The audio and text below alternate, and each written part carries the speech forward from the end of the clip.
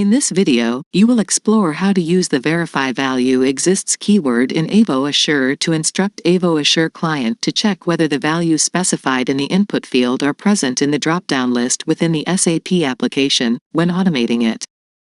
Add the first test step by selecting airlines_dropdown from the element name dropdown and Verify Value Exists from the descriptive keyword dropdown. Then, add the input value as British Airways, Japan Airlines, Swiss, and add the output value as result in curly brackets. Add one more test step and select it generic as the element name and display variable value as the descriptive keyword. Once done, enter the input value as result in curly brackets.